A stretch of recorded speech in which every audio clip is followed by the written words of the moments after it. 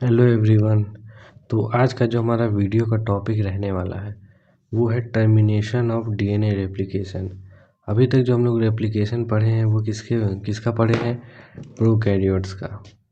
ठीक है, तो ये जो टर्मिनेशन ऑफ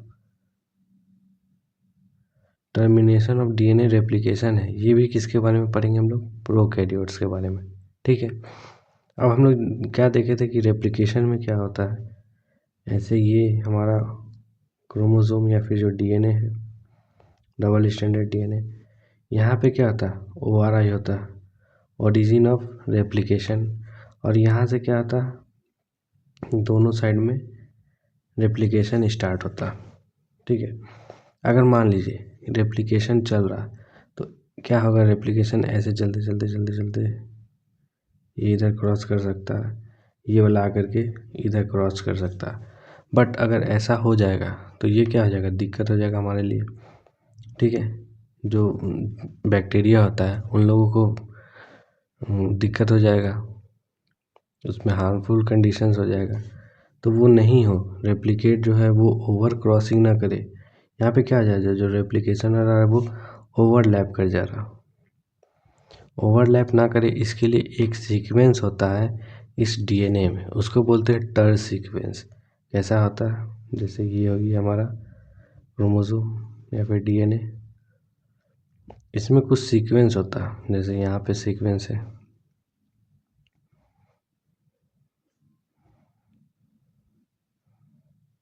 इस सीक्वेंस को हम लोग बोलते हैं टर सीक्वेंस, TER सीक्वेंस। अब टर सीक्वेंस का पूरा नाम क्या है? Termination sequence. Termination sequence.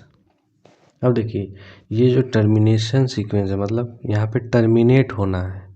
But यहाँ पे देखिए बहुत सारे सीक्वेंस है, यहाँ पे 5 मैंने बनाया है, तो ये क्या? मल्टीपल है, मल्टीपल सीक्वेंस है। अगर देखिए, अगर यहाँ पे आके रुक जाएगा, यहाँ पे आके रुक जाएगा, तो फिर ये वाला रीजन तो रेप्लिकेट नहीं करेगा। तो ऐसा भी तो नहीं चाहिए हम लोग को। और ये जो टर सीक्वेंस होता है ये, इसमें 20 बेस पेयर्स होते हैं। ठीक है, तो ये 20 बेस पेयर्स है और ये बार बार ऐसा ही रिपीट है। जैसे यहाँ पे भी 20, यहाँ पे भी 20, यहाँ पे, और वो सेम रिपीट है। जैसे अगर ATGCCTA ऐसे है तो यहाँ पे जैसे वैसा ही सेम टू सेम है। तो ये क्या होता है? Tandem repeats. टैंडम रिपीट होता है मतलब एक के बाद एक पूरा सेम ही सीक्वेंस होता है। तो अगर टर सीक्वेंस बहुत सारा है, मल्टीपल अमाउंट में है, 20 बेस पेयर्स का होता है, अगर बहुत सारा तो फिर रुके तो रुके कैसे? तो वो समझने के लिए देखिए, ये ऐसा कुछ स्ट्रक्चर है। ठीक है, यहाँ पे जो हम लोग ये टर सीक्वेंस है इसको बनाते हैं,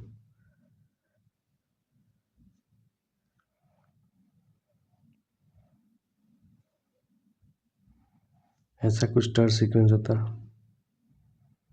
इसको हम इलेबोरेट करते हैं। ठीक है, बड़ा बना के दिखाते हैं। ऐसा कुछ है ट्रायंगल टाइप में। ठीक है, अब ये जो साइड है, ठीक है, इसको बोलते हैं हम लोग परमिसिव साइड। Permissive side. और ये जो साइड है जो नैरो है, पॉइंटेड है, इसको बोलते हैं non permissive side. Non permissive side. अब इसका मतलब क्या होगा? अब देखिए, जैसे अगर मान लीजिए यहाँ से ORI है, ठीक है, यहाँ से ORI है, यहाँ से रेप्लिकेशन स्टार्ट हुआ, यहाँ तक पहुँचा, इधर से भी पहुँचा इधर। ठीक है, अब क्या होता है? ये जो पार्ट है, ये जो लंबा है, ये क्या है? परमिसिव साइट है। मतलब अभी इधर से डीएनए रेप्लिकेशन इधर से एंट्री कर सकता है।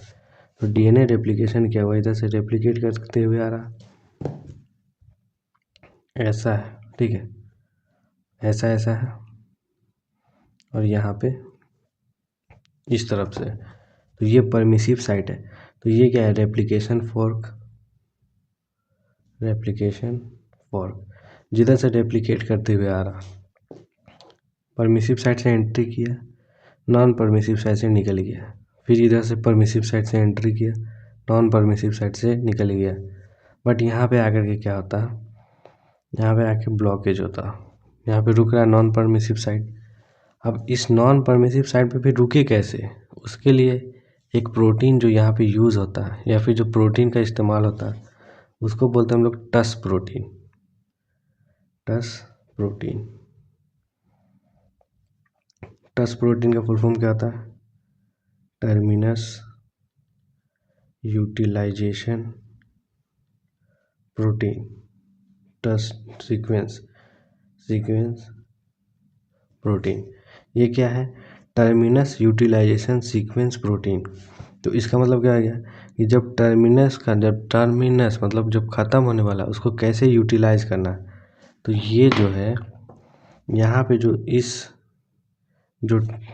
टस प्रोटीन है वो क्या करता है, ये जो टर सीक्वेंस है इसके ऊपर कॉम्प्लेक्स बना करके रखा हुआ रहता है ऐसे, ठीक है, यहाँ पे कॉम्प्लेक्स बना करके रखा हुआ। तो एक कॉम्प्लेक्स कैसा होता है कि जो टस और टर का कॉम्प्लेक्स होता, टस टर कॉम्प्लेक्स कैसा होता, जैसे यहाँ पे टर प्रोटीन है। टर क्या है? टर है ये सीक्वेंस है, जो टर है ये सीक्वेंस है, इसके ऊपर एक प्रोटीन आके बाइंड किया हुआ उसको बोलते हैं टस प्रोटीन। तो टस प्रोटीन का काम क्या है कि जब ये परमिसिव साइड से घुस करके नॉन परमिसिव साइड से निकलने का ट्राई कर रहा है, इधर से निकल गया, बट यहाँ पे जब आया जैसे ही देखा कि नॉन परमिसिव साइड पे टच हो रहा है, मतलब इधर से घुसने का ट्राई कर रहा है, तो वैसे ही क्या करता है ये प्रोटीन इसको पकड़ के रख लेता। ये जो टस प्रोटीन का कॉम्प्लेक्स है इसको रोक देता, अंदर घुसने नहीं देता। अब जैसे ही अंदर नहीं घुसने दिया तो क्या हुआ, यहाँ पे आकर के ये तो रुक गया, इधर से जो रेप्लिकेशन फोर्क आ रहा वो तो यहाँ आके रुक गया। अब इसको कैसे पता चलेगा, तो ये भी क्या करेगा, ऐसे ही इधर से घुसते हुए आएगा। जब यहाँ पे आएगा, यहाँ पे आया, देखिए अब यहाँ पे कंडीशन क्या हो गया, दो कंडीशन है। एक तो यहाँ से पहले से ये एक यहाँ पे रुका हुआ, ठीक है, यहाँ पे आकर के होल्ड किया हुआ है, कौन सा, जो इधर से रेप्लिकेशन फोर्क आ रहा है वो रुका हुआ है यहाँ पे, जो दूसरा आएगा वो इधर से आया। अब जहाँ पे पहले ही रुक जाता है तो जो दूसरा रेप्लिकेशन फोर्क आता वो आकर के वहीं पे अपना टर्मिनेट हो जाता है, वहीं पे ख़त्म हो जाता है, ठीक है। आई होप कि आपको समझ में आया होगा। क्या होता है कि सबसे पहले तो इसको समराइज करते हैं। सबसे पहले क्या होता है, टर सीक्वेंस होता है। टर सीक्वेंस क्या करता है, टर प्रोटीन के साथ टस प्रोटीन के साथ कॉम्प्लेक्स बनाता है। क्या बनाता है, टर टस कॉम्प्लेक्स।